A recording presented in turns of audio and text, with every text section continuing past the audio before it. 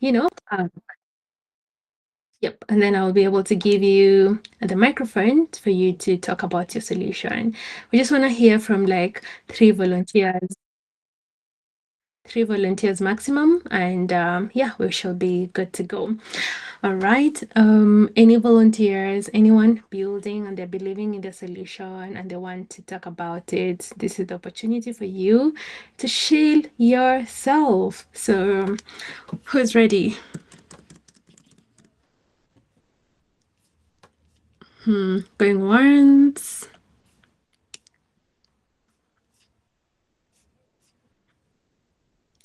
Perfect. Caleb, yes, go for it.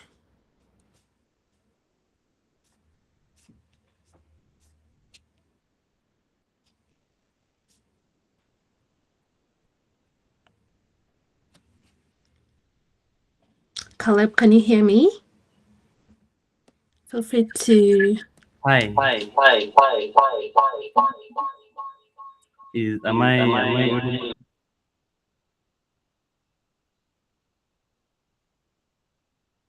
Hello? Yes, I can hear you. Yes. So my name is Caleb Samante. I am a founder. I've been building on an AI-powered wait just a second, an AI-powered web copilot that helps people trade. The whole idea was that I built something autonomous and AI-powered to help people try and trade on the Avalanche blockchain ecosystem. So it bridges the gap between decentralized finance and conversational artificial intelligence by operating directly inside Telegram. So I chose Telegram because it's something most people have or can install in their phone. So it's not. So I was trying to bridge this gap that blockchains you have to be knowledgeable in it enough. I wanted even people who don't have a lot of knowledge to interact with trading on ecosystems on the Avalanche blockchain. So interacting with it helps users interact with decentralized protocols, which requires people to understand gas fees and slippage and liquidity pools and smart contract addresses. So it removes that friction that people lazima uelewe yote ndo uweze cooperate. That was the whole logic. So I wish I could like share my screen or something. Okay, no problem. So we just wanted to hear the main solution, main pain point that you're building a solution for as we kill time to start in the next second. But thank you, Caleb, for that. Yeah, sorry, I got carried away by sorry about that. I see. I love that because it means you're actually passionate about your solution, which is good. Yeah. And I hope you're coming to the Night of Code that is happening this week on Friday at Blockchain Center so that you can know more about the product. Yeah, and see and really see how we can support you. All right, cool. So thank you so much for your confidence as well. So we will now get right into it. I'm sure most of the people have already joined in, so should be fine. Okay, cool. So give me 1 minute. Let me just set everything up. Just confirm you can see my screen, guys. I think today.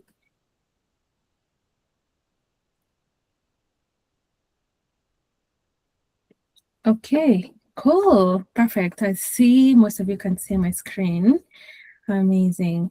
So wow, it's literally officially session 7 of mini hack building agentic systems, and yay, so far I'm so excited. It's been an amazing journey with you all, guys, and finally we are almost coming to an end. So yeah, So this is like our second last session with you all. Our last session will be this week on Thursday. So you want to make sure you actually show up for the last session because yeah, it's gonna be great.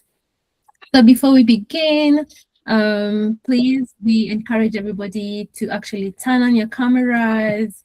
Oops, I can't do this. Okay.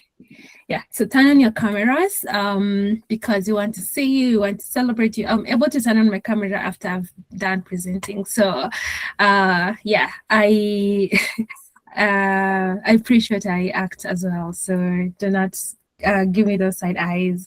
And then yeah, so I'm waiting for you all to turn on your cameras, and in case you're not speaking, feel free to mute because we want to ensure that everybody has a good experience during these sessions. And then right about now, if you are here on the call and you can hear my voice, I'd love for you to drop your name in the chat. Tell us where you're joining from. And yeah, we'd love to know you better.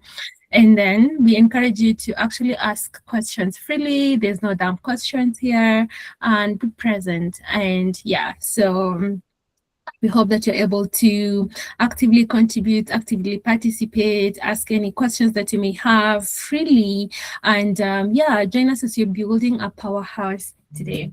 So we have declarations that we always say. I'm sure by now you all have actually mastered some of these declarations, which is good.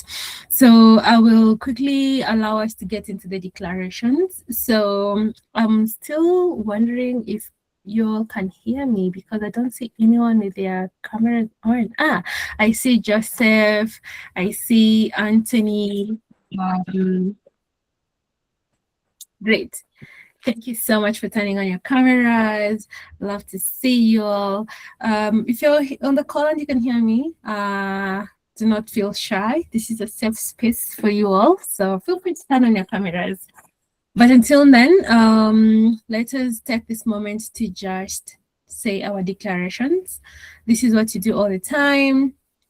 And hopefully we hope that you can say it like you mean it. So we will get into our, breathing activity now. So we will do some breathing exercises. Just breathe in and out 3 times at your own pace. Yes, but it should only take a few seconds before we start. So let's breathe in and out together, guys. So we're gonna do this 3 times. So on a count of 3, 2, 1. Let's breathe in and out together.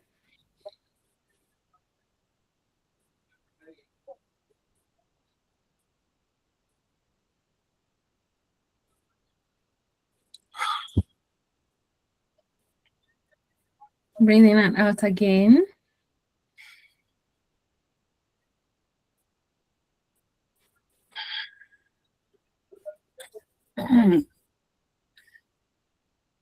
One more last time. Breathe in and out again.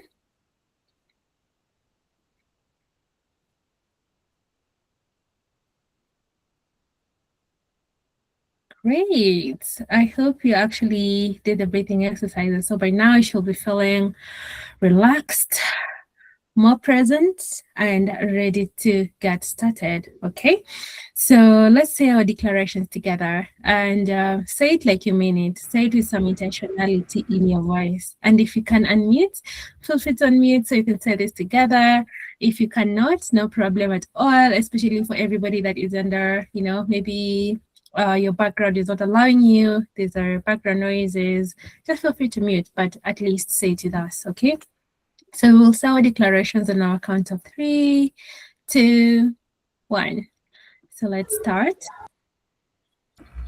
I am a builder. I build in this space. I bring my full focus, curiosity, and courage to be. I am not too late. I'm exactly on time. I ask questions boldly. My voice matters here. I'm learning. I'm teaching others to build real solutions. I am part of a community that lifts each other up. Today I take one step closer to my vision. I've said it like a minute. Perfect. I love that. Shout out to you, Anthony, for saying it with us. Shout out to you, Joseph, for saying it with us. That's the spirit that's there.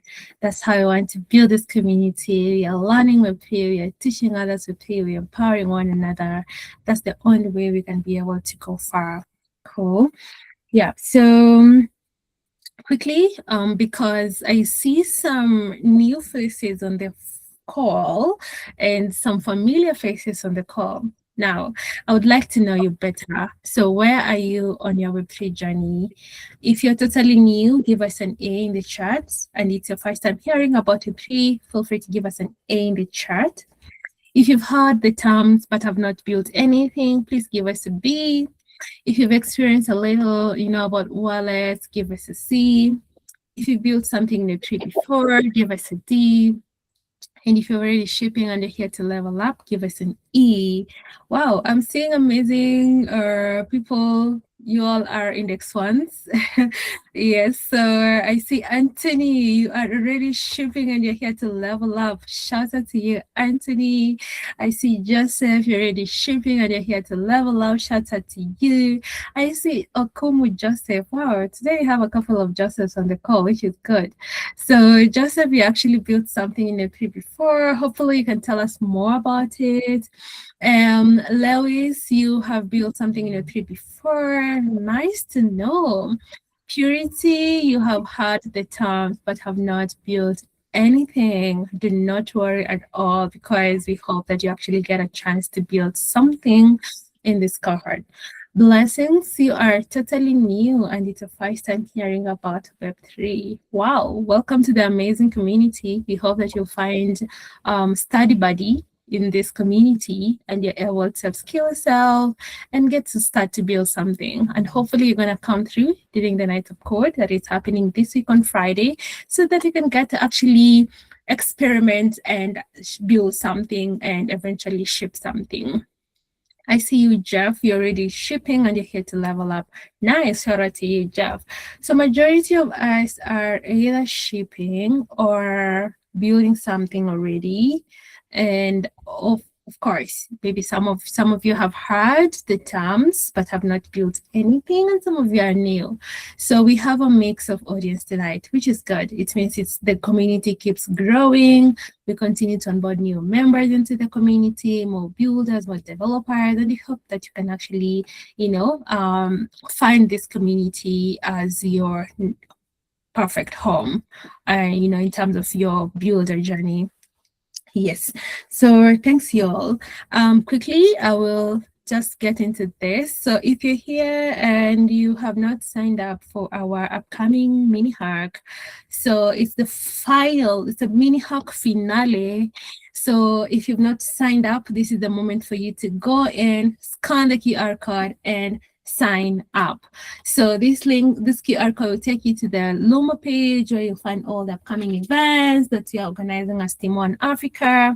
If you're joining from Kenya, feel free to join us during the mini hack finale on the 28th of August. If you're joining from any other country, check out any events that is upcoming in your country, and yeah, you should be able to show up there. Let them know that we onboarded you over here and we sent you over there. Yeah, that will be great.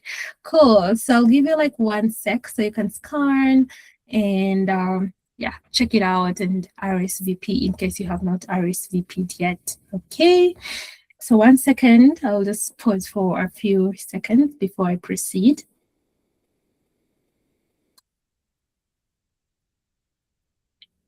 Okay, I hope by now you've already scanned. So I'll dive right into it.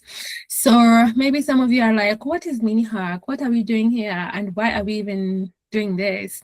So you should know that mini hack is a builder program that is designed to equip founders with the pre-fundamentals, and it's also designed to to build a niche ecosystem of technical and non-technical talent. So if you're here and you do not care about writing any line of code, do not worry. This is why we have this program to identify the non-technical forks, technical forks, and be able to create a clear pathway for you. So I'm going to dive deep into this in the next slide. So MiniHack is also here to give you hands-on experiences on building an Avalanche, and to ensure and empower you to create real projects that solve real problems. And we aim to foster a powerhouse community of ecosystem enablers. So this is not just a workshop, this is your launchpad, okay? So if you're here and you're wondering, maybe you are totally new and you're wondering where to get started, so this is the perfect place for you to get started. So you need to explore Avalanche Builders Hub. So I think we can share the link to the Avalanche Builders Hub in the chat. If you can hear me, just help me share some links or the technical portfolio or community portfolio. That'd be great. Right, so explore the Avalanche Builders Hub. So if you go to the Avalanche Builders Hub, you should be able to see the Avalanche Academy and the Entrepreneur Academy. So if you're a developer and you want to double down on that, check out the Avalanche Developer Academy that is on there. If you're non-technical and you do not want to hear anything about developing or writing code, explore the Entrepreneur Academy. This is really good for everybody that is just like looking to be an entrepreneur, upskilling yourself, being up to date with what is the current evolving technologies, to explore the Entrepreneur Academy. However, if you're here and you're totally new, do not feel some type of way, do not feel intimidated. Explore All Explains. So when I started to explore, when I first joined Avalanche and started to learn about Avalanche, All Explains was my savior because it literally explains blockchain and Avalanche in a layman's language. These articles, these explainers, you name it. So it's easier for you to even understand the jargons very, very well. So this is your go-to platform when you want to start exploring the Avalanche Academy. So I see Joseph has dropped a link in the chat. Thank you so much, Joseph. So go to the Avalanche Builders Hub.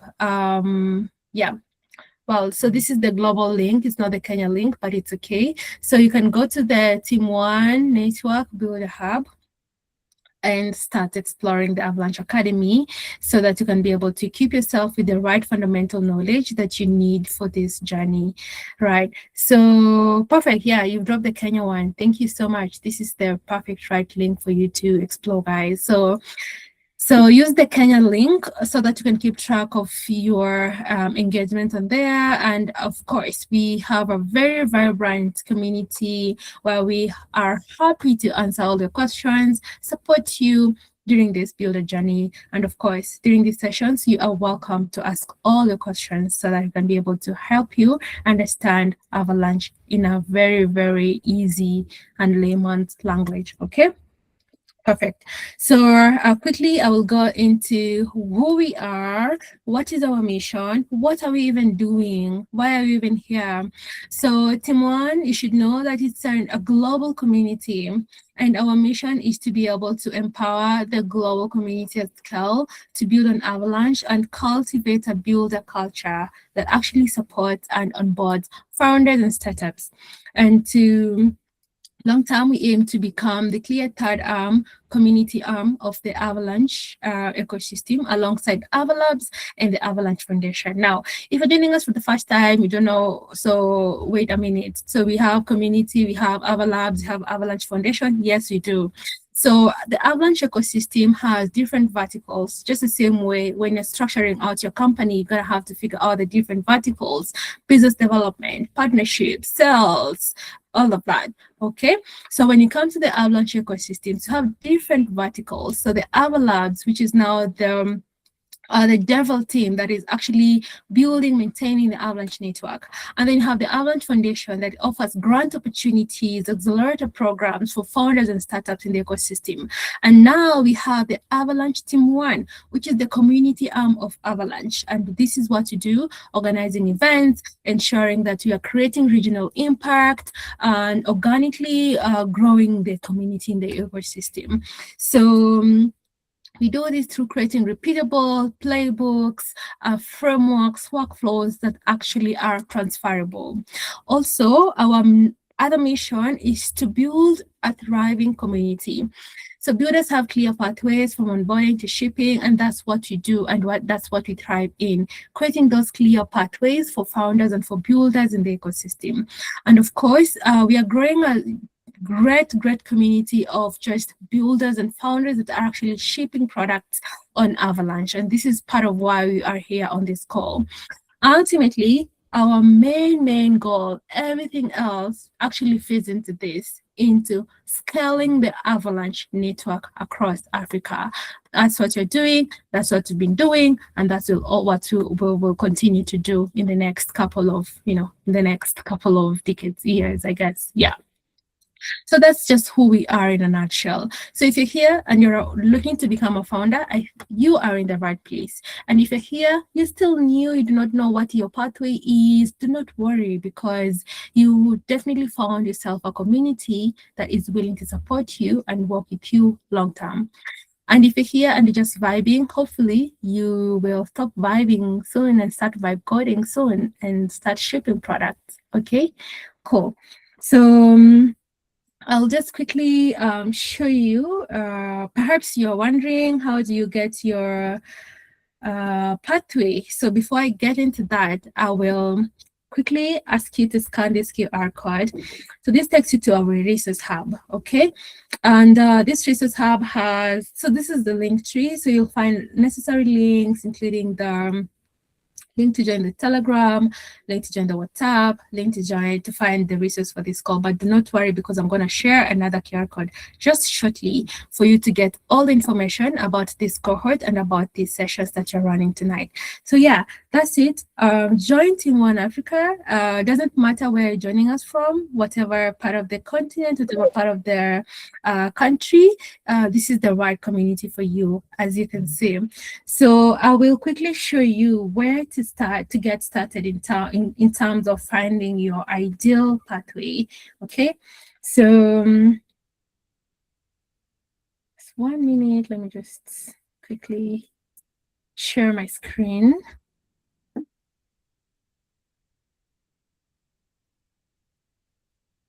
Okay.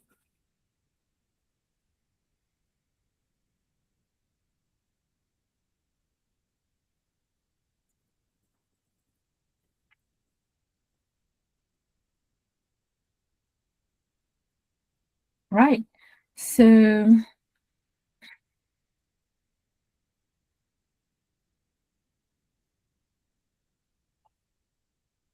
cool. So I hope you can see my screen actually. So just by show of hands, or maybe like some reactions, who here is joining us from Web3 ecosystem? It can be Ethereum, Base, Solana, whatever it is. So here is the Joseph. Joseph, which community system are you joining us from?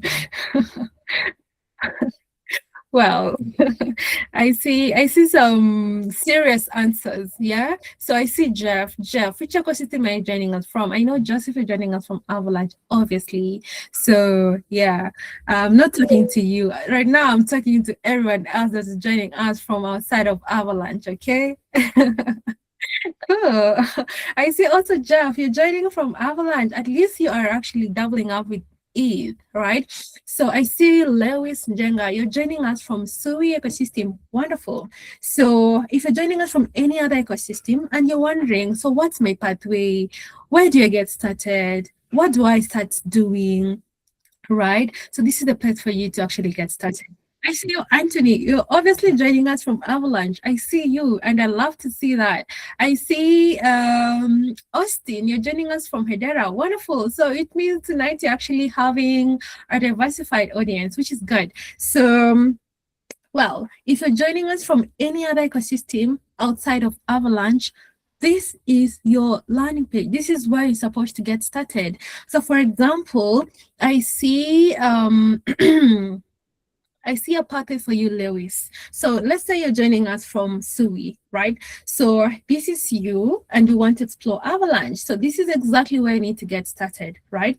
So I don't know why my icons are not showing, but it's just my internet trying to act up. But so this is your quick path, all right? So normally when you have good internet, it actually shows.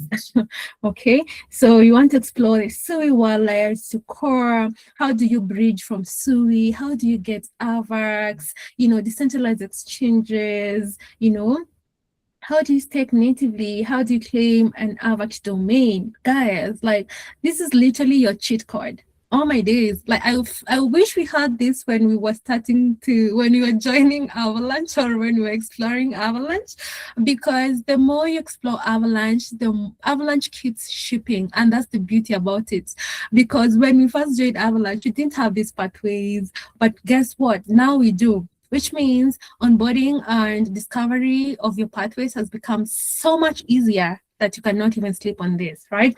So this is your pathway for you, Lewis. So explore SUI wallet. So you already know about SUI wallet, of course. Explore now, how do you transition into core, right?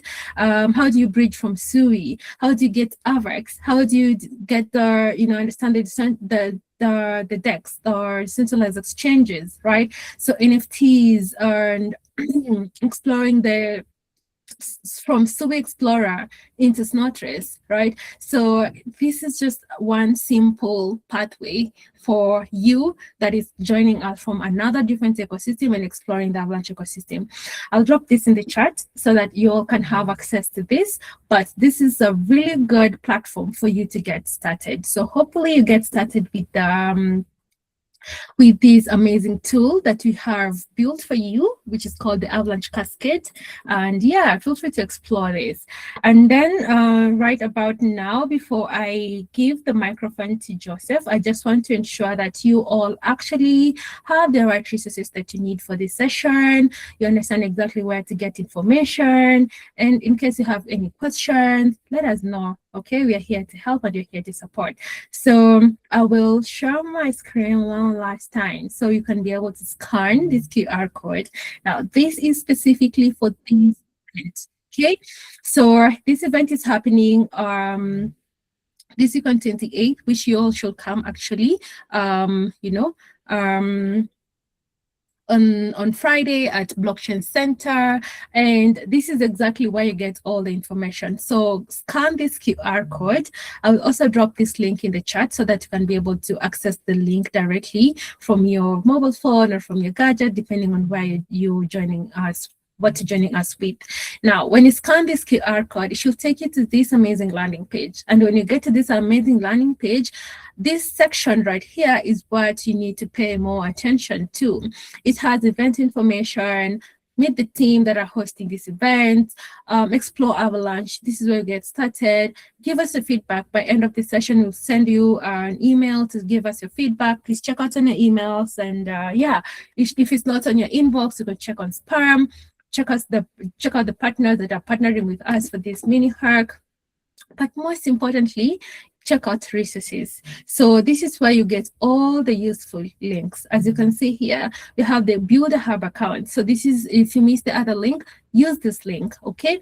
Use this link to create a Build a Sub account, create a Build a Sub account, and start exploring the Avalanche Academy or the Entrepreneur Academy, whichever that resonates with you. Join the Telegram chat. So we are big on Telegram. We encourage everybody to join our Telegram chat. So join the Telegram chat. So if you click this link, it should take you to the Telegram chat. However, if you're not a fan of Telegram, then explore the WhatsApp community. So we are also big on WhatsApp. So join WhatsApp chat.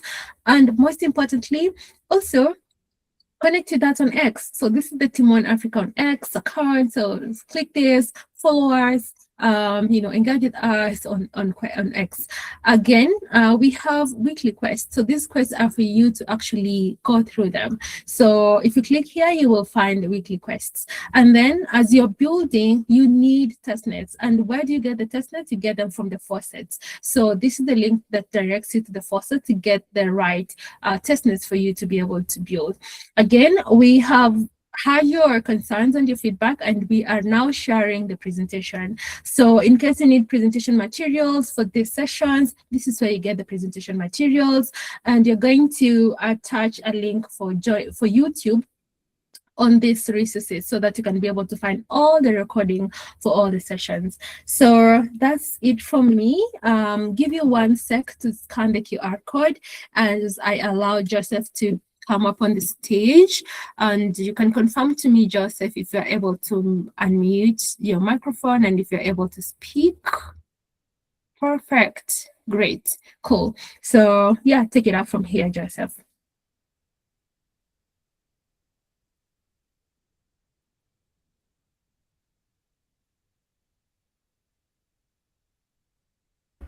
Hey everyone, can you hear me?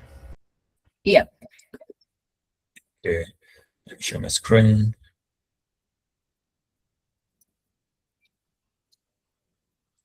Someone is calling at the most.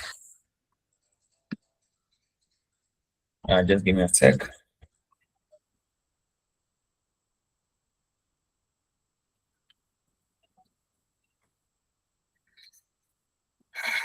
Okay, no problem. So I have dropped the link in the chat for you to explore the Team One events. So please go ahead and click that link. It will help you understand and help you get the resources that you require for these sessions. So again, I've dropped the link for the cascade. Go in there, find your pathway, and start exploring Avalanche ecosystem. Okay. Nice. Thank you, everyone. My name is Joseph Mwangi. In the Web3 space, I go by Scott.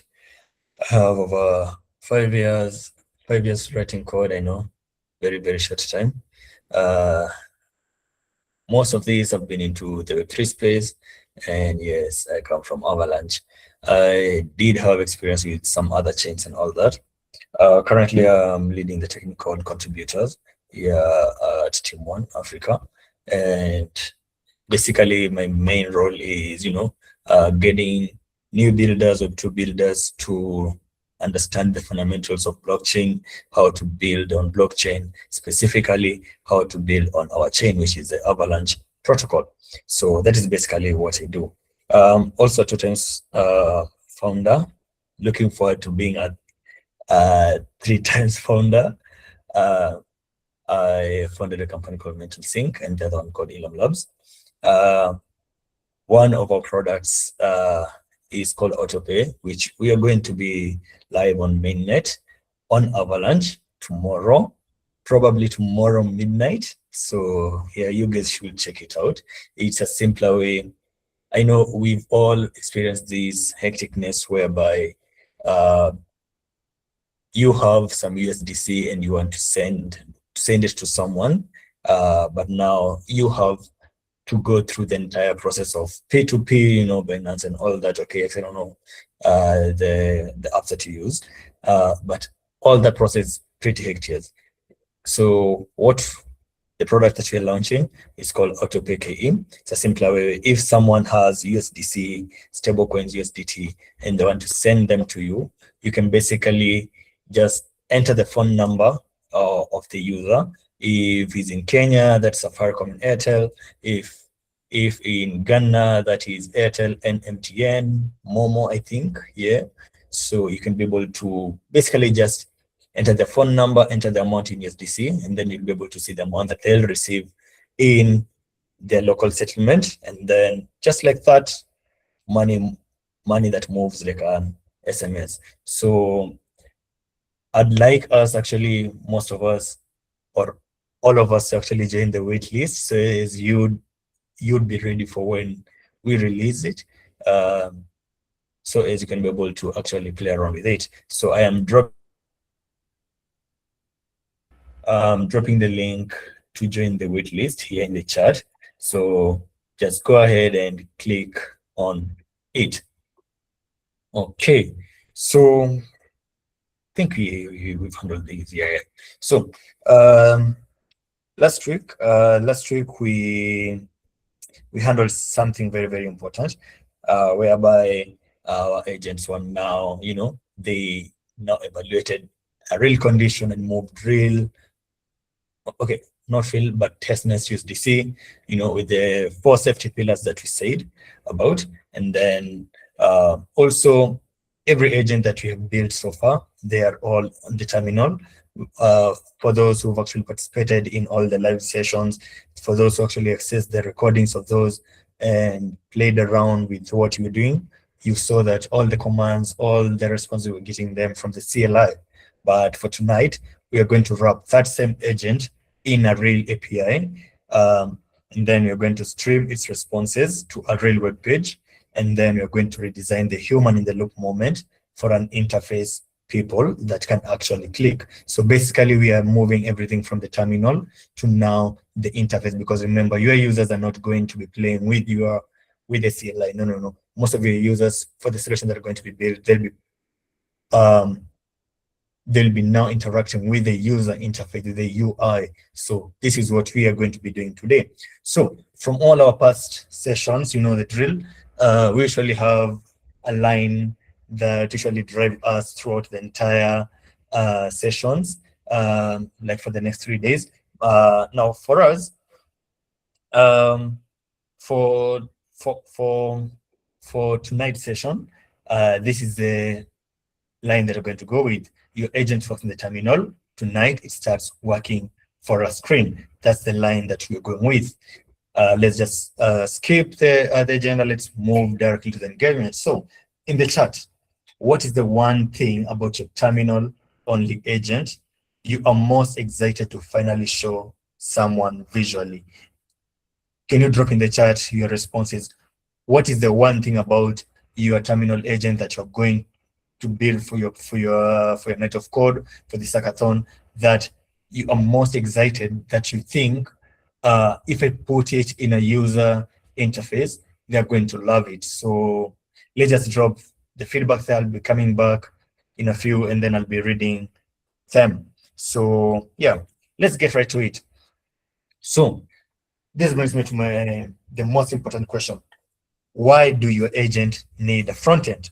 Okay, so for this, let's actually just try this out. Okay, not just going to assert it. No. So every agent across the 6 sessions that we've had so far, and yes, I think this cohort, this is the first cohort that we've had more than 5 sessions, and yeah, it's very, very informative. So yes, we've done 6 sessions so far. This is the 7th session. So every agent across the 6 sessions that we've done so far, they run in the terminal, the red line prompts, asking for input, the console dots, for printing the output, or all those things are the approvals, all those. We did it via the terminal. That was the right call for the learning phase that we have been doing, okay? But now, one thing we are going to focus is your users are not going to be interacting with the terminal. Not everyone knows how to operate the terminal. Not everyone is techie. So it's not what a judges is going to see at the demo day. No. Honestly, it's not what it makes the product feel real to anyone, including you. So tonight, the exact same logic, we are going to wrap it, as I said it, in a real API, and it's going to be shown in a real web page. So actually want to stress something here, okay? We are going to use the exact same logic, the same agent logic that we used in the last session. We're not going to totally write it. No.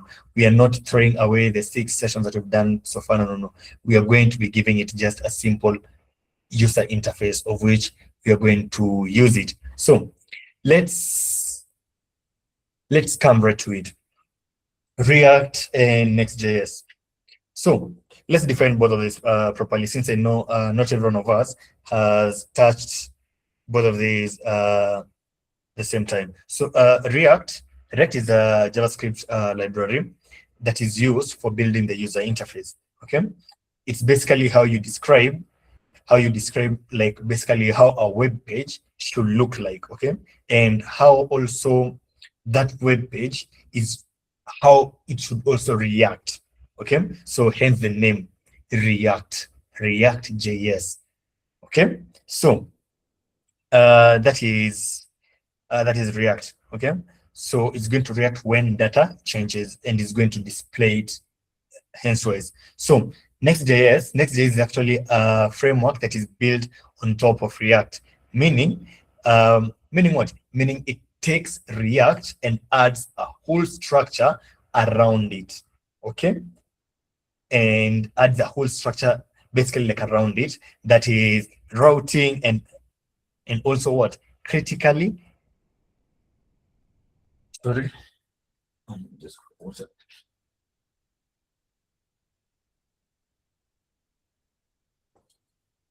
yeah. Where was I? Oh, yes. And critically, for tonight, it's going to show like a way on how you're going to wire the backend code in the same project. So diving also into React, into Next.js, there are two types of projects. You can have monorepo. A monorepo, what I mean by monorepo is you can have both your front end and your back end running the same application.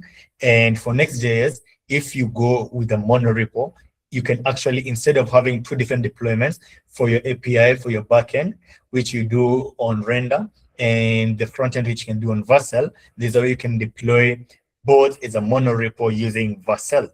So if you go with that perspective, it's actually easier. You can be able to track your logs using the Vercel and all that. So yeah, that's something else. So this is actual comparison between Next.js and React. Okay, so let's start with Next.js. So the frontend and API routes, they live in the same app. Okay, meaning what? Meaning one deployment from what I've actually talked about. The other thing, a same origin. What do I mean by this? I mean that the same website addresses. Okay, meaning what? Meaning no more like a long cause setup. Okay, and I'm going to explain what cause is in the next few slides. Don't worry about it. So this is basically what you're going to be building live tonight. Okay, and as always, you know the drill. The code base for tonight's session, it's actually accessible via the talent index. Silas, maybe you can drop this link in the chat. Or yeah. So basically just head over to talent index. Once you're here, head over to repositories. Actually, it's the top repository there. So basically go to repositories, and then once you're here, it's the very first repository on top. So once you're here, just head over and fork the repo. Once you fork the report to your personal profile, you're going to clone that and clone it to your device, and then open it up in your favorite IDE, the one that you prefer. So how do you fork? Once you're here, you see the fork button, click on fork, and then it's going to create a fork into your personal profile. So create fork, basically just going to be very fast, and then head over to code, click code. If you like cloning using HTTPS, you can copy that. If you like using the SSH, very fine, use that. Then head over to your terminal, clone it, and then open it with your favorite IDE. So let me just go back to my slides where we were. So hopefully, has Silas dropped them? Yeah, yes. So that is the GitHub repo. So let's all head over there and clone the repo. So as when we start the live coding session, we are all at par. So basically, let's just fork this as I'm continuing yapping right now. So yeah, this is basically, as I've said, this is what we're going to be handling. This brings me to the next thing. Why use Next.js for tonight? Okay, so we're going to now go one level deeper. Okay, so why does this matter practically? So the API the API routes, whatever, potato, they actually live right inside the app folder. Okay, and if you actually check the code base, you're going to see it. Let me actually just show this right now. If you come over to this code base, head over to JavaScript. Once you are in the JavaScript folder, you'll see the web folder. So once you click on web, you can be able to see all the code lies in this app. So the API lives right inside the app folder. As you can see, here is the API. This is where the agent is going to be running, and all this, it's all confirmed right here. So this is why we are using this. So so it lives right inside the app folder, right next to your pages. As you can see, this is the app. This is the API, and this is our page, our simple page that I told you that we're going to be using. It's actually very, very simple, with not much of UI and all that. So it lives right next to the page, right next to your pages, okay? Not in a different project entirely, okay? So what does this mean? This means one deployment. It means that you'll have one deployment target, okay? That is one single place that you can push your code to, okay? And then you're going to get one URL for the whole thing. And at the same time, zero cause configuration. So since the front end and this API, they live within the same, like they live in the same code base, the same project structure. They never leave the same origin. That's why there's no cause configuration, all that. So that means what? Same website address. So the browser, it never, like the browser has no reason to like block anything. Okay. Together so far. So if you've kind of already separated your backend from an earlier session, let's say plain React still works, okay? Just the same streaming pattern that you're going to be building tonight, okay? So you just going to deploy your things instead of one. So we'll just call that out properly at the end of the session.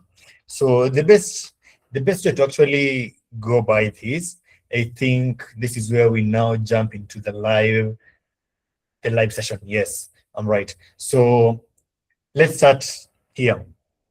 The best way to actually say this is with the access to the code base. So I'm just going to explain the basics and all that, and then Silas is going to jump in and show you guys the actual implementation of the code and how you're going to run this code base and how you're going to see the UI, how configuring the API keys, and all that will those blah blah blah thing that we're talking about. So all this is actually going to be catered afterwards. So yeah, as you saw in the code base, if you're a fan of Golang, feel free to use Golang. If you're a fan of Python, Rust, JavaScript, code base is all there. So yeah, heads up, just go and check them out. So let's start with this. So this is actually what we're actually building, okay? So we actually need to follow, like basically follow through what I'm going to say, what you're going to actually demonstrate. We're going to create one API route inside a Next.js app. As I had said, how do you configure a Next.js app, all that, the npx create, blah, blah, blah, and all that. All the commands are accessible in the code base. Just go to the README. All the commands are there, how to run the project, how to get started. Everything is listed down there. So this is basically what you're going to be building, okay? As I've said, we are going to create one API route, which is going to be inside the Next.js app. and then stream the agent's responses back to the real web page. Okay, and then we're going to like redesign the approval prompt from I think it was session 4 and 6. Yeah, from now session 4 and 6 into something that you can actually see and click, not type via the CLI. So let's get started. The API route. This is the very first thing that we're going to talk about. So let's actually go through this line by line, okay? So let's start with something important. This file's own location, okay? So it actually lives at the app/API/chat/dot/ whatever. From actually what I had shown you here from this tab, you can actually see it here. So this is what I'm talking about, okay? The API chat route.ts. So just head over to JavaScript, web, app, API agent. This is the file I'm talking about, the route.tx. So this is what basically going to talk about in brief. So back here. So how do we get started? So yeah, where is my highlighter? Yes, it works. So you've seen the file path and all that. So basically, a file at this path, like it basically, so this is the file path as demonstrated, and I've shown you in the actual code base. So this file at this specific path, it automatically becomes like what we call a real network endpoint. So this means that there's no need for like a separate server that you're going to configure, and also something else, no extra setup. The framework itself is going, like the framework itself wires it up, okay, just from where you actually save the file. So the code itself. So first we start by exporting an async function called post, as you can see. Okay, so that's the first thing we do, and that name, it actually matters a lot, because post is actually one of the HTTP methods, whereby the verbs the verb that a browser uses to do what? To talk to a server. That's what you call post, to those who are new to programming. So basically, what I'm trying to mean, like, specifically, it means it sends data to be processed, okay, as opposed to what we call get. So get, it means fetch data, okay, and then inside this, we now read the incoming request, okay, that is await request.json, await request.json, as you can see here. So after now that, we now pull out a message field. Okay. So from now here, we've now done that. So right now, what happens? This function, it doesn't return anything useful yet. Okay, and that is what the comments are telling you, if you actually see that. So it tells you what's coming. Okay, so after now this, we are now about to now return a stream instead of like one big JSON blob or lump of something. Okay, and now that is the very next thing that you're going to be building, which is now what we before you actually go to the stream, you need to understand what these streams are. So what does streaming mean? Okay, so, and why stream instead of wait or await? Okay, so in the agentic field of things, okay, an agentic loop remember that the term from session 2, what we were talking about, the passive, reason, act, observe, and repeat, the 5 steps that we were talking about. So they can genuinely take several seconds to run, okay? Very, very fast. So especially once the tool calls are actually involved. So a blank screen for like 8 seconds, they read as broken to a user. That is a very, very honest thing. Tell me, you've clicked on a link. Let's say you've clicked on the link that I've shared in the chat for autopay, and then you wait like 5 seconds and the screen is blank. What does that tell you? It tells you that this link is broken. And what will I do? I'll not continue waiting. I'll just basically either reload the site or close it completely, okay? So even when the code is actually working, okay? That is what the blank screen they usually talk about. So underneath is, we have now the server-sent events that usually now address. So these are, throughout the session, you will hear me talking about the SSEs. So SSEs means the server sent events. So when you hear me talking about this is what I'll be talking about.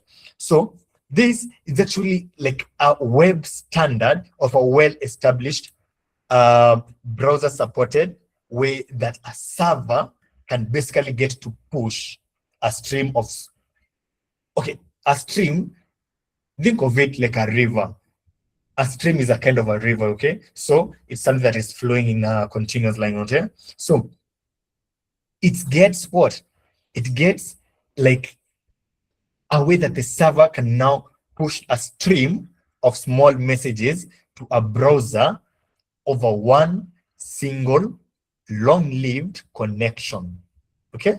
That's very, very important. So that is basically what these SSEs they do and what happens. So now you understand why stream instead of wait, okay? So this brings me now to the next thing, which we now call streaming with server-sent events, streaming with these SSEs. So you've understood it now. Let's actually build it. This is the next step that we're going actually to implement the same file. So where do we get started? My highlighter again. Nice. We are in. So we create a readable stream, okay, that is now built in a web platform object, okay, that's now going to represent the data that arrived in chunks. Remember what we were talking about in session 5, the chunks? Yes, we are back there. So it's going to represent the data that arrived in chunks over time, rather than all of them at once. So this is exactly what we actually need it for. So, and inside, we're going to do this inside what we call an async start function, which does what? It receives a controller, okay? It receives a controller, as you can see. It receives a controller, and then our handle, what else? It receives our handle for what? For pushing data into the stream, okay? So after now that, we now create a text encoder, okay? We then now create a text encoder, as you can see here. So what does this do? So the text encoder, it basically converts the plain text into basic raw bytes, bytes, bits, potato, whatever you call it, bytes, bytes. So it converts a plain text into the raw bytes that are network connection, like virtual, like like this data now, it can actually be now sent, okay? So it computes, move the bytes. Remember, I've talked about bytes, not strings, so that's very, very important. And then now, after doing that, we now define a helper function. So we define now a helper function, which is send. Taking what we're going to take, taking an event name, and also this some data inside it and all that. So this is basically it. And then the last part here, basically we return a new response that's going to wrap our stream with actually some crucial header, that is the content type, text/event stream. And then that specific header, it tells what? It now tells the browser that you are going to treat this as a live stream, not a normal one-shot response. So that is basically what happens here. So that is how you stream with SSEs. So you've done that. The next step is now the agentic loop streaming moments. What are these? How do you actually do this? So we actually call that send function. Remember what we were talking about there? We actually call that send function. We actually call that send function, and then you are going to watch how it naturally maps into that agentic loop that you already know of. You know, after now doing that, it now perceives the message that has just arrived. Okay, so we call send step, and then thinking about your request, and then what? It thinks with the message as a detail, and then after now doing that, remember what we're talking about, perceive and then act. It now acts. It acts. This is the loop that you're talking about. Okay, so it acts now. It acts now with what you've got, and then it makes it now visible. So send step, calling a tool with the tool's name, and then now we move on to now generate. Now to generate. So here it basically now generates the final grounded answer. So here it sends the final response with what? With the response text. It returns it with a response text. Okay, so and then the controller dot, it basically closes it. Okay, it basically closes this part. After now closing that, after it has closed, it has basically ended the stream cleanly. Okay, so every step that your CLI agent already takes, like, it has a natural send moment. This is not a new logic that you're going to implement. No. We've already talked about this. So that's the agentic loop. Okay, so this brings me to now, how do you actually redesign the HATL for now the web? Okay, so this is the most important part of actually this session. So I think, yeah, session 4 and 6, we built like the confirm payment as part of the terminal. Okay, but now whereby you can type like yes or no, or you can respond with a Y or N, Y to accept, N to reject, and all that. So that is what we built in the last 3 sessions, maybe. 3 sessions. So that literally does not translate to a web page. That's on the CLI. Okay, so there's no terminal there. Okay, so, and here's literal this is where the risk is actually. Okay, so if that gets quietly skipped, like in a rush to like ship a demo, let's say during a presentation, like the single most interesting moment in your entire project basically disappears just like that. Okay, so nobody's going to notice that until it's actually too late to do this. So the underlying pattern, it doesn't change at all. Okay, so remember what you're talking about, the keystrokes and all that. Just have that at the back of your mind. Okay, so that is basically what we are going to do, redesigning the HATL for the web now, so as people don't actually miss that step. So this brings me to now, how do we solve that? We solve that by now the next thing, the approval event. So here's actually how that pause happens in the code. So first we actually call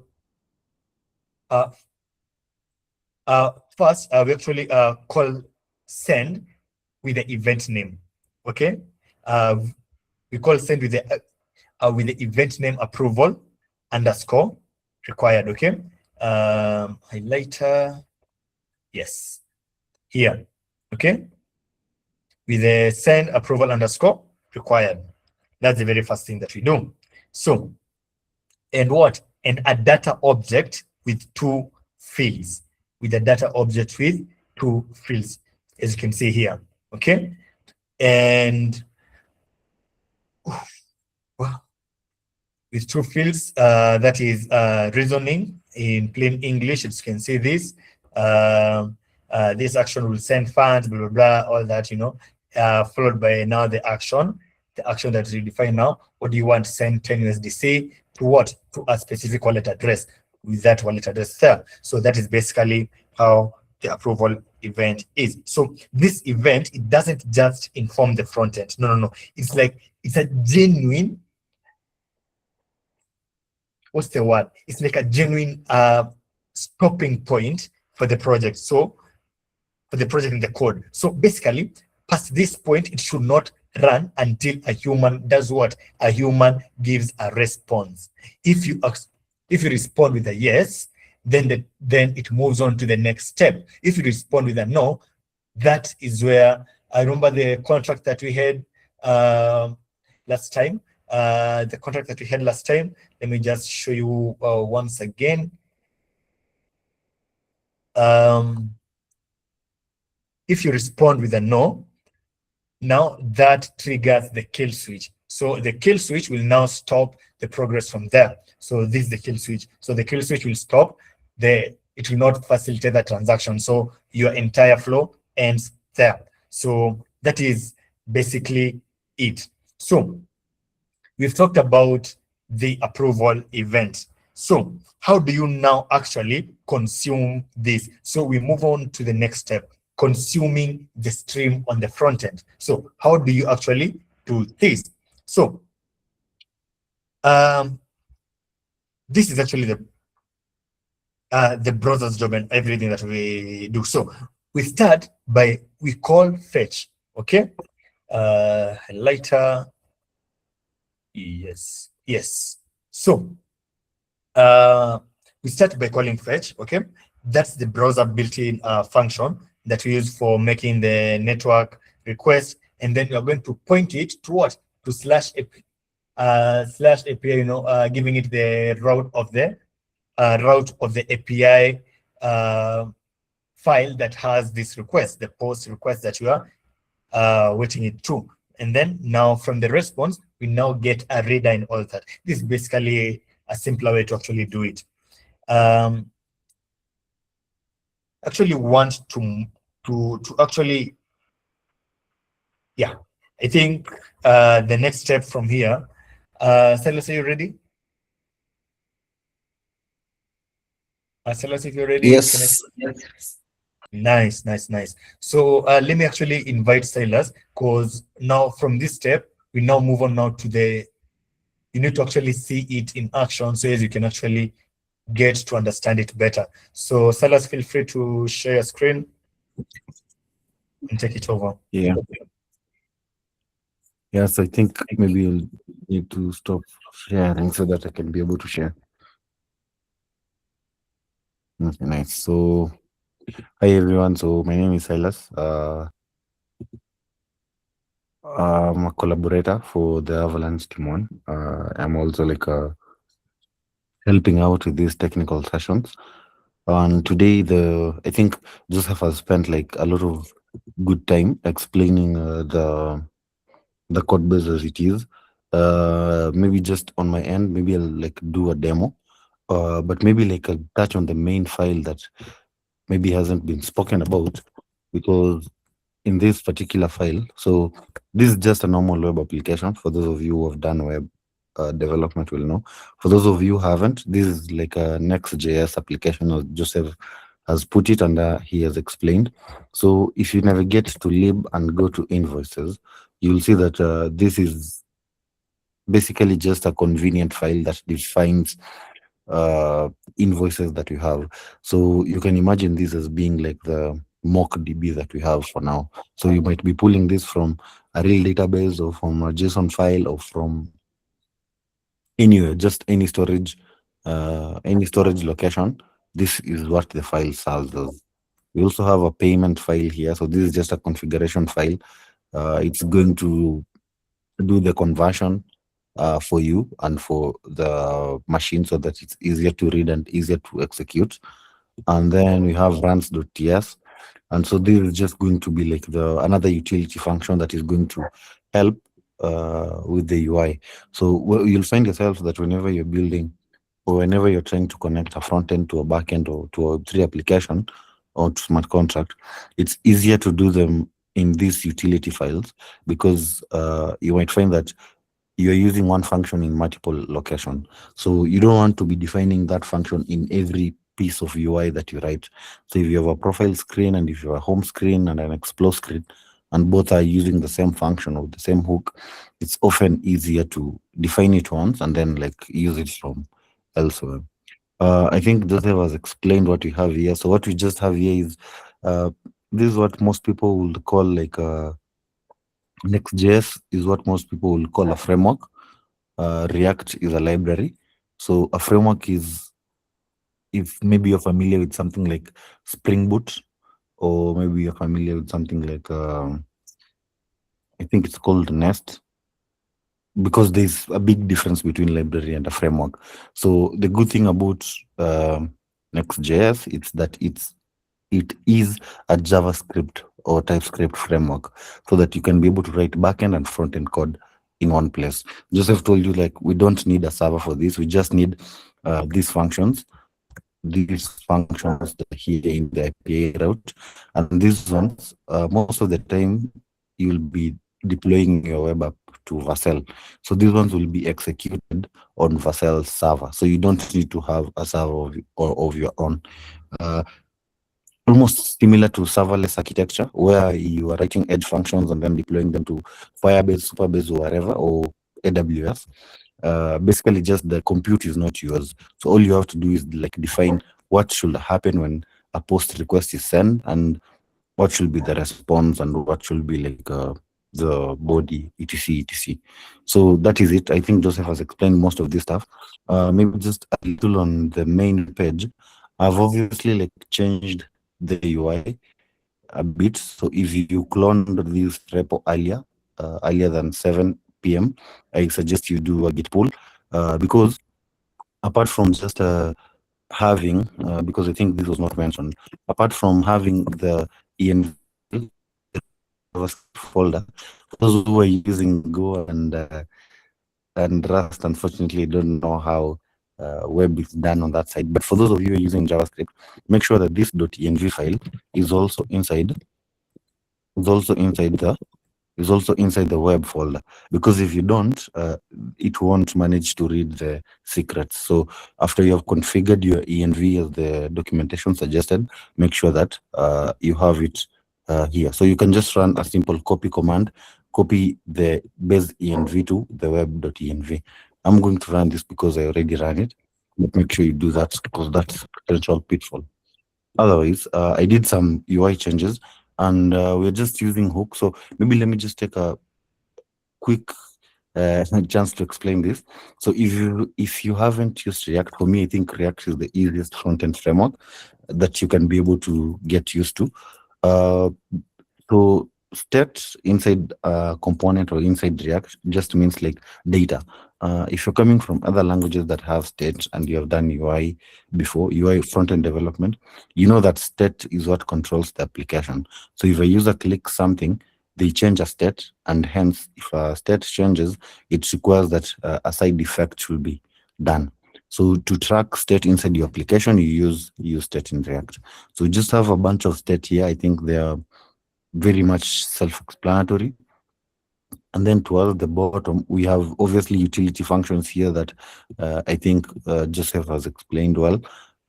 moving just down here to the main UI code, you will see that we are trying to segregate everything in its own component. So React is very big on componentizing your application, or whatever the word is.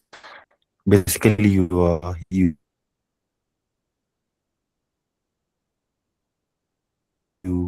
UI is one larger component, it's a component, and each subcomponent can be broken down to just one HTML item. So if you have, like, let's say this header here, I can break it down to maybe the top section, bottom section. And you can obviously write this in their own files, but this is just like a demo UI that we're doing. So in your own, you can feel free to like, but basically we're just trying to categorize each component in its own section. And then the rest of this is just readable. We have buttons for like changing the settings, mentioned the steps. Remember, when you're working with agents, there's this thing that we call thinking. So, or perceived thinking of an LLM. So step one, this was the result. It moved to step two, it moves to step three because of this in step etc. So for us in the UI, we are listing those steps here. And then when an approval comes, because this is a human in the loop session, we are going to be able to like detect again using state, and then we are going to show like the approval model so that the user can be able to click and proceed. Otherwise, from that, we're just going to show a success state if the result went well. Otherwise, if the result did not go well, we're going to show an error. Now, the main application is here. So you guys notice the invoices here. These are the invoices. So these are the ones that are going to be judged. So you can see it's loaded pretty fast because I had already begun running this application. You can see that the request went. So you see that this is the step one. It's checked for overdue invoices from our files here. It found one overdue invoice, this one here. So it has not been paid, and it is overdue 4 days. And then now it requires me to like send the funds. Now, this is the human in the loop part we are saying. So I'm just going to approve and send, and then I'm going to be patient. It's going to work. So you need a way to communicate to your user. I remember Joseph mentioned that if you click something and you're not seeing anything that is happening in the UI, and in the backend something is actually happening, that is a problem because users will walk away. In fact, there was a research that was done, and it was found like I think more than half of the user left if they did not see anything on the screen. That's why loading states are important. Toasts are very important. We do not implement any on this, but feel free to always be doing that so that the user is always notified and you maintain their attention on the UI. The other thing is skeletons. I don't know if you ever, maybe, I don't know if I can demonstrate this. Let me see if I can be able to demonstrate this. So these skeletons, yeah, they are very important because they tell the user something is coming. So just be patient. Something is going to be displayed here, and it's going to be important for your attention. Otherwise, back to here, I think the payment went through. If you can be able to see the logs, you can see that this was the logs on the server. And then the payment went through. We can view it on Snowtrace. I hope it used testnet Snowtrace. Yeah, Snowtrace is going to do this thing where it's going to load infinitely. Unfortunately, I did not have time for this, but it went through. The last thing that I would like to demonstrate, obviously this application does not have like a persistent DB right now. So if I refresh it, it's going to lose the state that it has. But ideally, you should be able to keep like the whole holistic state. So I'm going to check for invoices again, and you'll see now I cannot make payment to that particular invoices. Why? Because of idempotency. Now, idempotency just is important in payments, as I mentioned in the other session, because you don't want to make the same payment twice, right? It has to be different. That's why you have things like ID and etc. Maybe even if you've used M-Pesa before, if you send 10 shillings and then you want to send 10 shillings again immediately, it's going to tell you you cannot do that. You have to wait a bit of time because they have to be sure that I'm not trying to pay again because I thought that the first one failed, or I did not see the confirmation from the first one.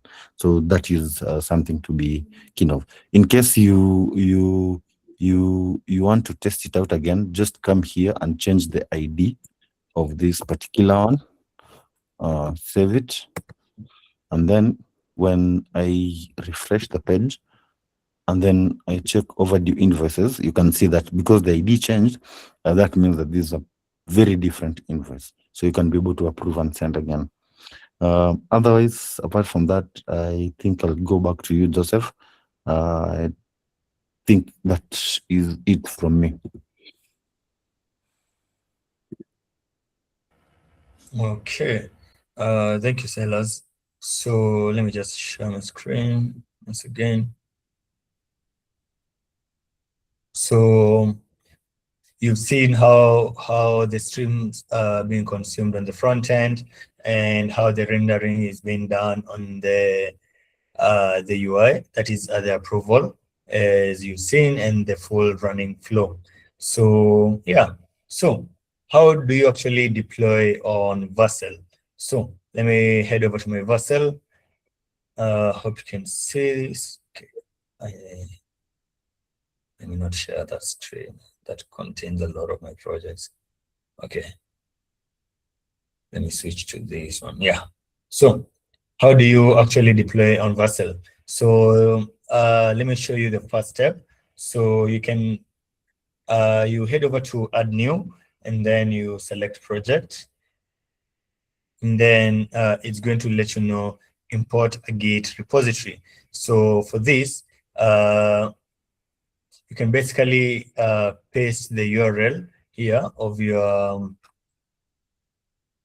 the URL of your forked repo. As you can see here, this is my forked repo. So I can just come here on code, copy this, head back over to Vercel, and I can paste this here.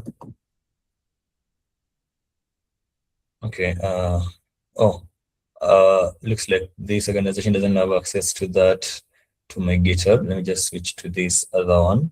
Yeah. I think this was, so I do not want to do that. Okay. Different Git account, okay. Let me just switch it here. Let me do it here. And configure this.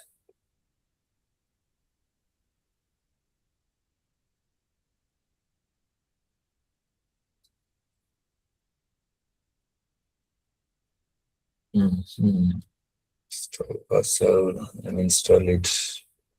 And again, in the organization, where is it? Let me just do this. Yeah, here we go.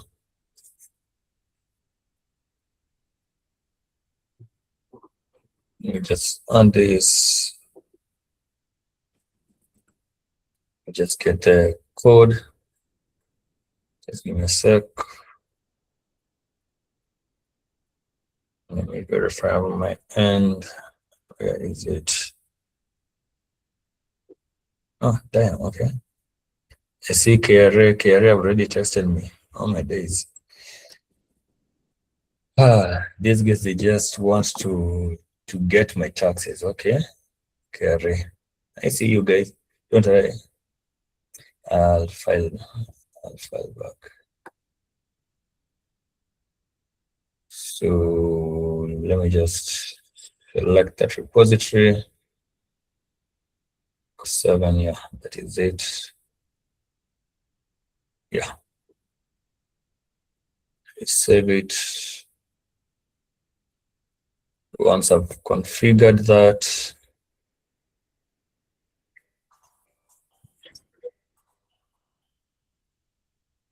okay. So once I come here, delete this, it should not pop up. Yeah. So you go to import, you import that repository, and then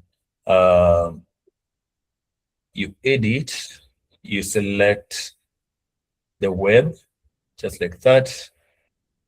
since it's on JavaScript, and then configure, deploy. So that's method one. The second method is there's a simpler way whereby you can basically there's a file you can create called vessel.json.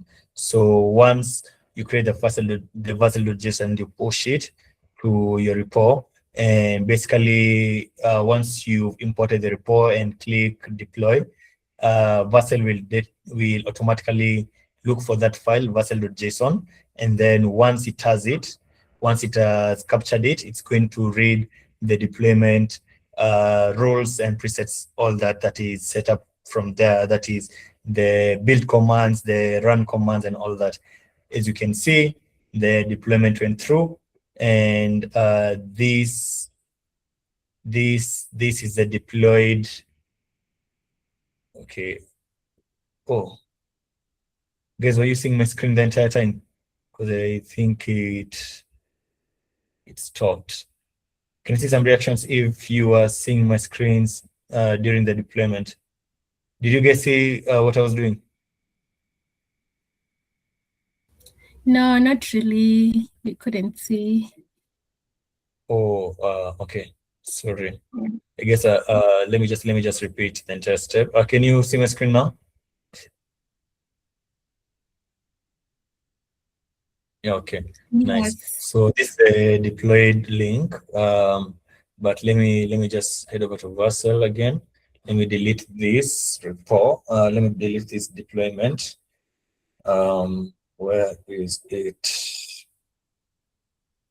Okay, I think it's hack something. Yeah, it is. Let me just delete this and then take you guys through it again. Settings, delete project.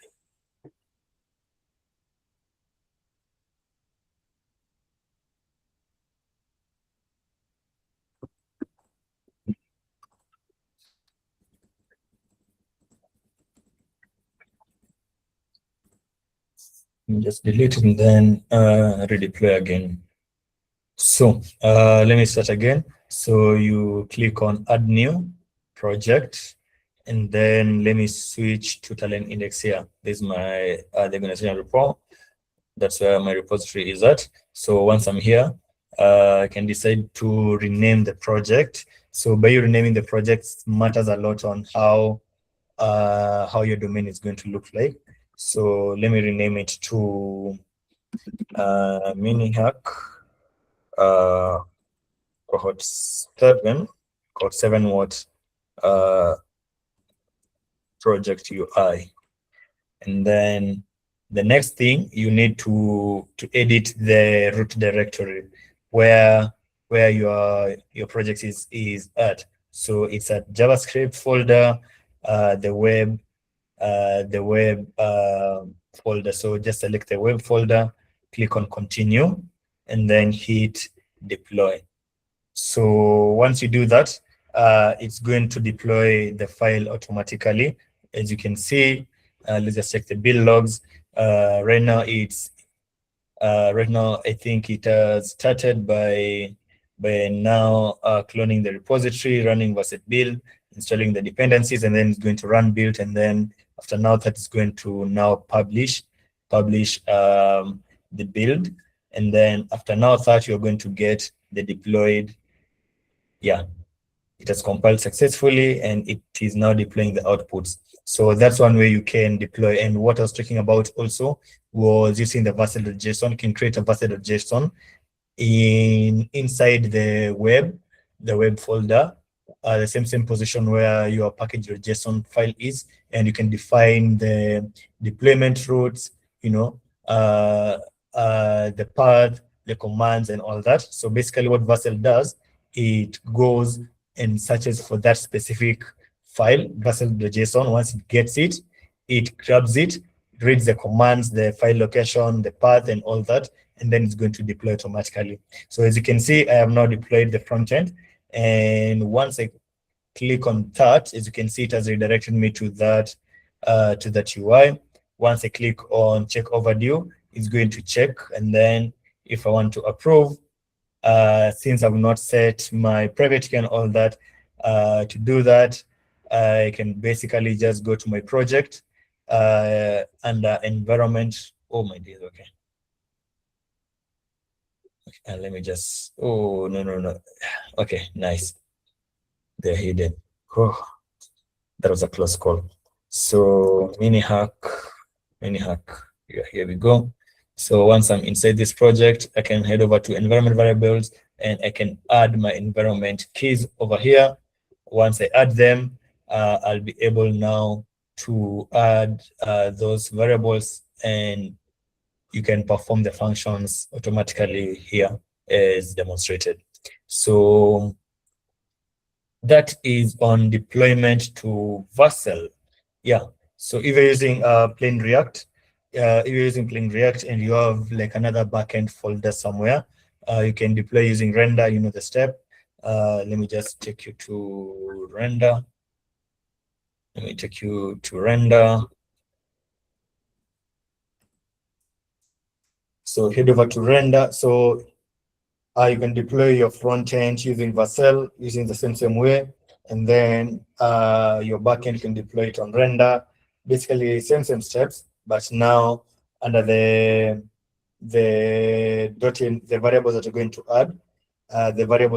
add, some of those variables you need to add is the cause origin. So for that, that's where you need to add the cause origin. Let me skip that, because I think my dashboard contains a lot of data. Yeah, so that is basically it. A quick recap of what has happened tonight.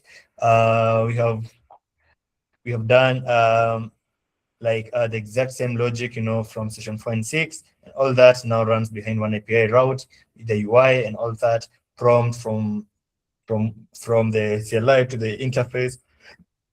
All that works, and the approval and all that, no longer yes or no, you're just clicking a button. That's basically it. So guys, get ready for the Night of Code. Is coming up. It's on 28th. That is this coming Friday. So looking forward to see you guys there. You know how to do this. You know how to implement these.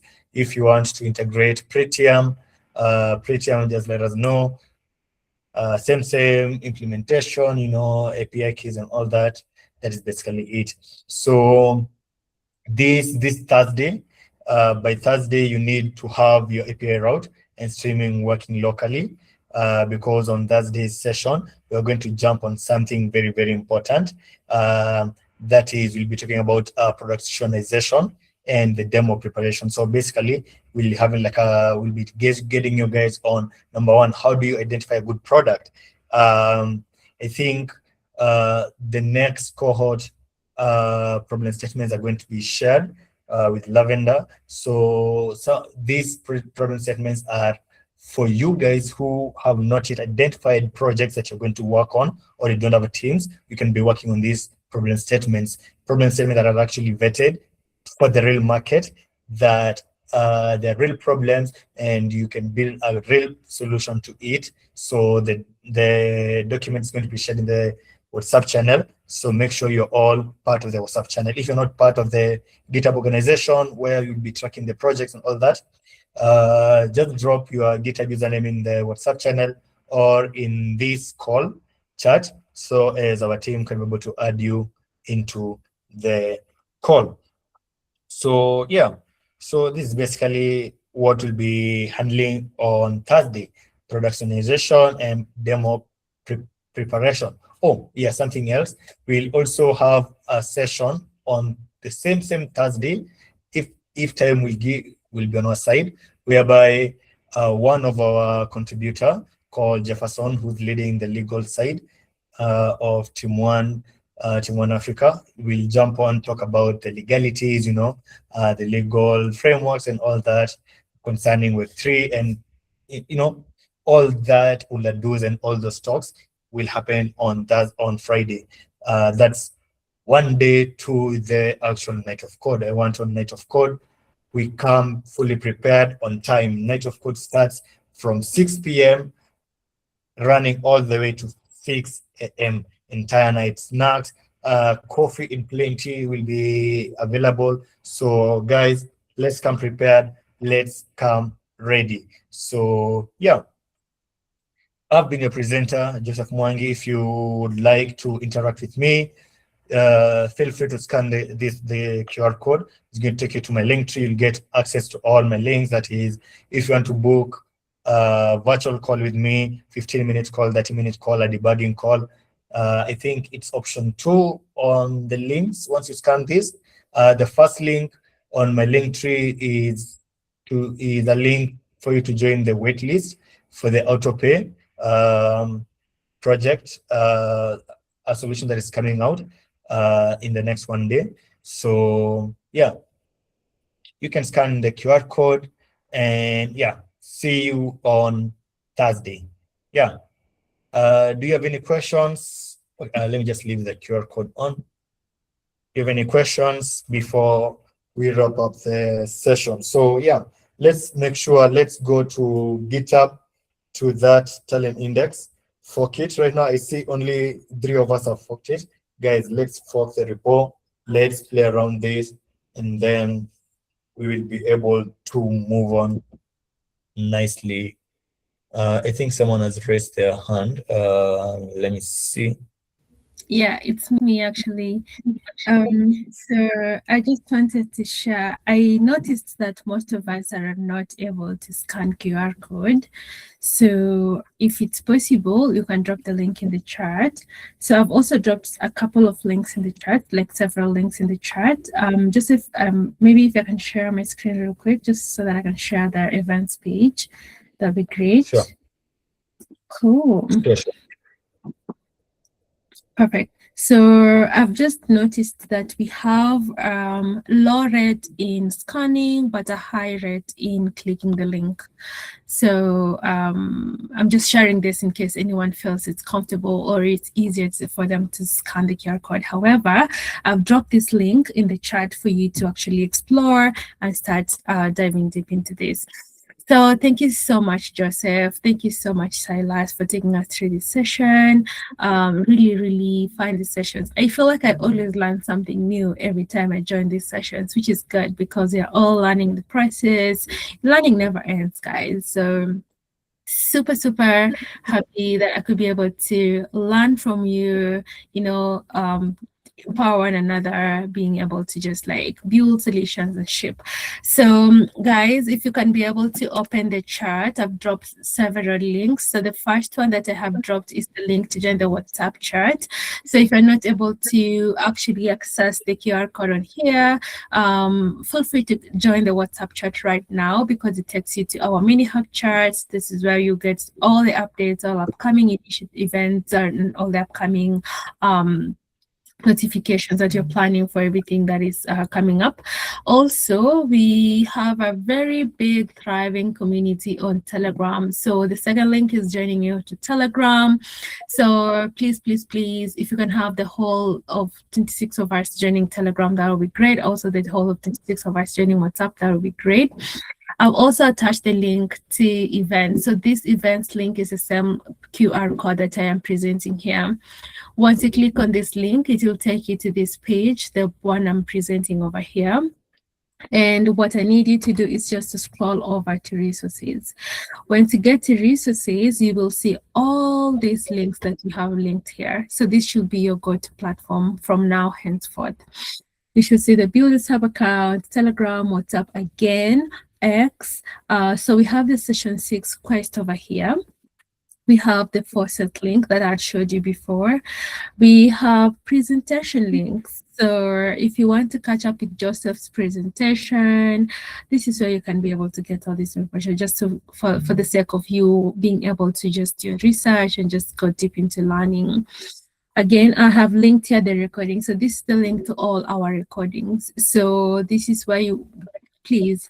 I feel like if you're joining the sessions, you definitely need to know where to get all this information so that frequently asked questions, these FAQs shouldn't be like, where can I get recording? Where can I get presentation? Where can I get faucets?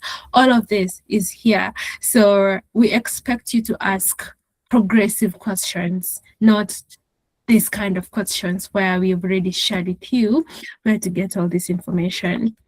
Again, I would love to connect with you all. So feel free to connect with me, and I'll be happy to reconnect with you. Again, very, very important. I have linked here the session 7 starter kit. So this is the starter kit that Joseph has been taking us through. So the goal for you is to go in, fork that repo, start building on there. It gives you a really good fundamental infrastructure that you need for purposes of getting started to build on Avalanche. And then finally, we have the session 7 quest. So Silas has done a good job to put this together, and we all should actually complete this quest because this is really, really, really important for us to know that you are actually following through. So these are very, very important links that you have linked here. So for you to be able to have access to this, it's either you're scanning the QR code or accessing this link that I've shared in the chat. So I've also dropped my link here. So let's connect. If anybody that connects with me tonight, I'll just know that they're from MiniHack, and I'll be happy to reconnect with them back. So I've also shared the link to Autopay. So we are starting to do Founder Spotlight. And if you're here and you're a founder, let us know what you're building, especially the founders coming out from MiniHack, because we want to start spotlighting you, and charity begins at home. So why do we have to go outside to look for founders when you already have founders in-house that you want to spotlight? So everybody that graduates from this cohort, actually graduates as a senior developer. And that's the main goal. The main goal is for us to be able to empower you to be the founder that you think you are, to be able to build and shape and go to market. As I mentioned, we are aiming to take just 10 startups to market, which means we are willing to support you. We are willing to offer you all kinds of resources and documentation for you to be able to find it easier to get to market. Joseph had mentioned, so we have Jeff. So Jeff is part of our crypto lore portfolio, and he'll be joining in to take us through the legal compliance and licensing side of things for the next cohort. So in case you're here, you're building a solution and you want to take it to market, this is a very necessary session for you to actually be actively involved and actively participate, because it's going to answer so many of the questions that you will have ahead of this mini hack. So we hope that we will see you again on Thursday, same time, same place, Google Meet, that is, so that you can be able to get some insights from expertise in the space that are already dealing with most businesses that are looking into licensing, compliance, and even better, you're getting all of this for free, because I don't remember anyone on this call actually paying a dime to be here to get knowledge, to learn from this expertise. So this is a really good opportunity for you. So lest I forget, you also know that you are building in a very privileged cohort, because you are building within the cohort that understands exactly what you need. So in most cases, first-time founders think about product. It's okay to productize your solution. Second-time founders think about, community. But third-time founders think about distribution.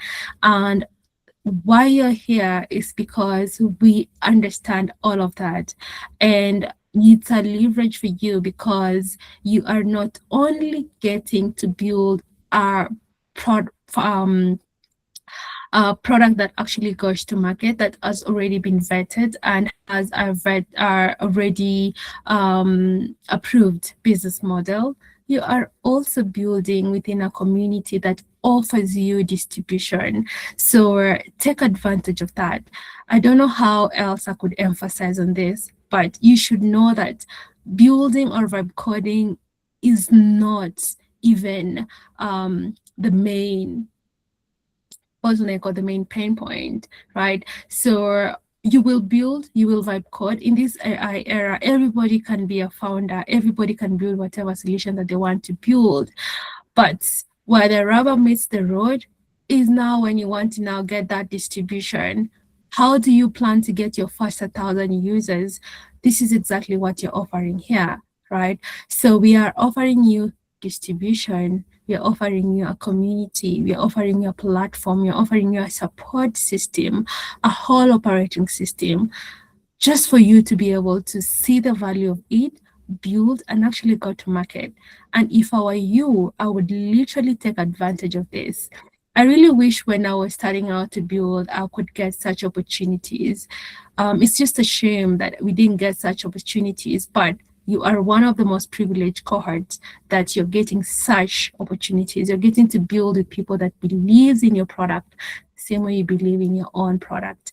So take advantage of this. This does not come twice, you know, it's now or never. So I hope you can take this opportunity and run with it. Okay, I also see Joseph has dropped more links on the chat.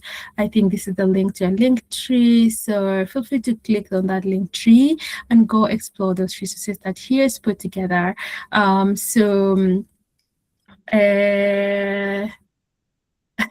Jeff. No, it's not. Well, I don't know if it's you. Well, maybe it's not you. Are you a Timon collaborator? I don't know. But so we have so if it's not you, then you're gonna meet your namesake next week on this week on Thursday. So yes, he's a really talented or legal fanatic person. So super excited for this. Again, we have opportunities at Team One, and recruiters are always looking out for talent. I cannot emphasize this enough. If you're building anything, please build it in public.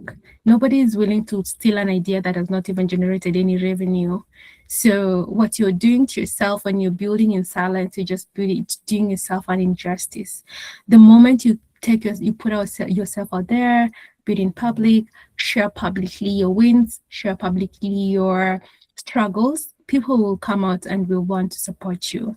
This is something that I am doing. This is something that I've done. This is something that I've experienced. And trust me, people support people that are already putting themselves out there. Well, you might not be able to find a co-founder, but trust me, you can find a company that is looking for that skill set, and it will be easier for them to hire you. Why? Because you're building in public, you're selling yourself.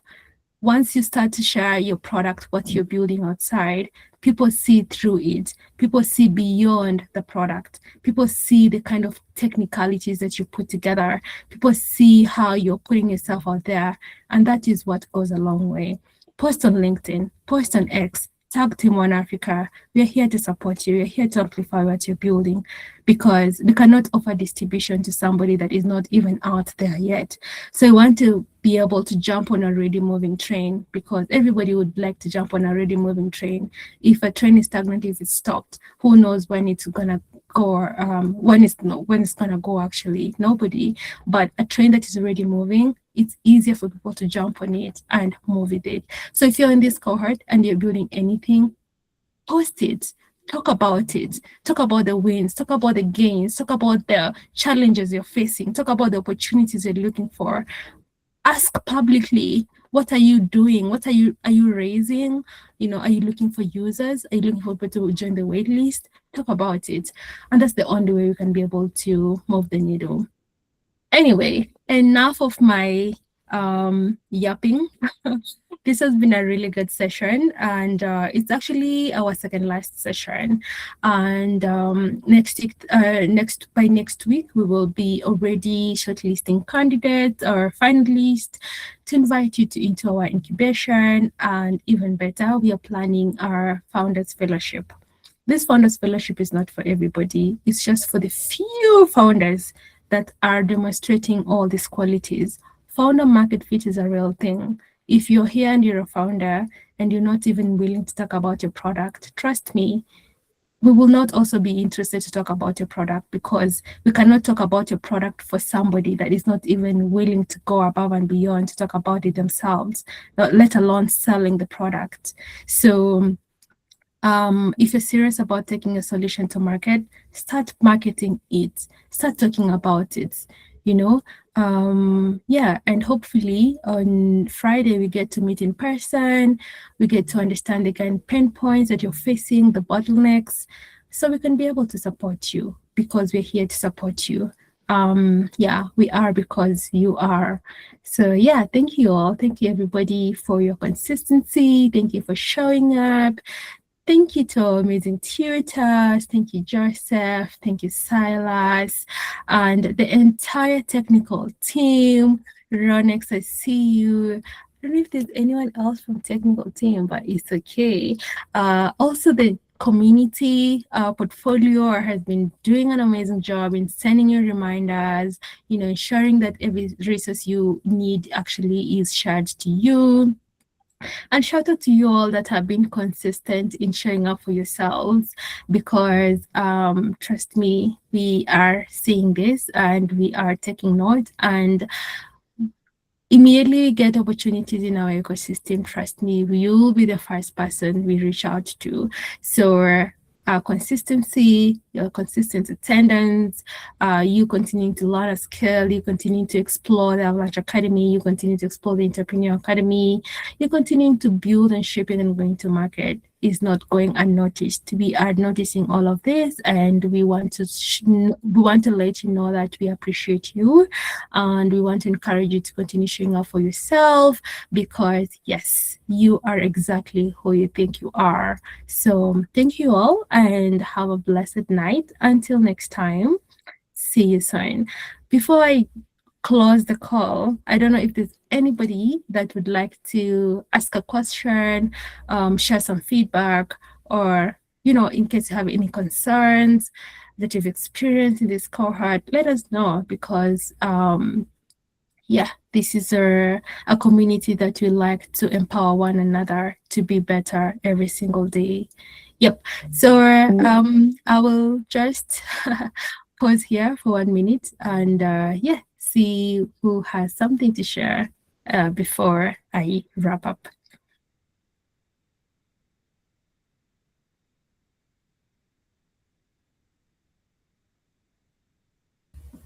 Okay, I see Anthony. Yes, please. Yes, I was just giving out a shout out to everyone.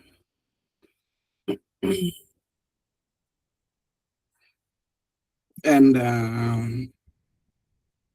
okay, I'll speak more on Thursday. I'll save my question for Thursday. Thank you. Okay, all right. I see you, Anthony. I think you are one of the most consistent people in our cohort, because it's feel like you joined one as I remember the first option when we started to say, drop in the charts where you are, where you're joining us from. I remember the very first you were still a newbie. So it's really good to see that you came from point A to point E, which means that's growth. And I'm super, super proud of you. I can't wait to see you taking your product to market, really. Yeah. So thank you, everybody, for trusting in the process. It's not easy. It's not easy, but you came, you saw, you believed, and you stayed. So shout out to you all. And yeah, I think if I start getting emotional again, let me wrap up this call. But see you all soon on Thursday this week, and then again on Friday this week at exactly 6 p.m. to 6 a.m.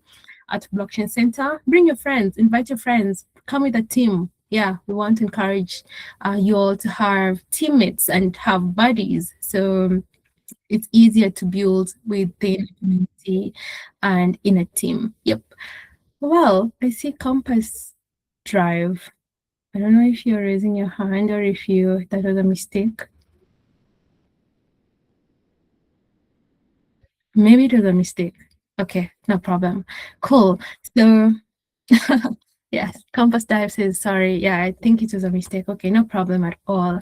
So thank you all and see you all soon. All the recordings, you know where to find them. So do not feel lost in this community. We want to ensure that everybody knows exactly where to find information. If you see somebody in the chat asking about where to get any information or any resource, please be that champion. Please share with them the link. If you have a link, please share with them a resource link and share with them a documentation. You know, we are looking out for one another, and that's the only way we can be able to scale and grow this community largely. Other than that, I appreciate you all again. And yes, have yourselves a fantastic night. Cool. So we will end the call now. And yeah, God bless you all.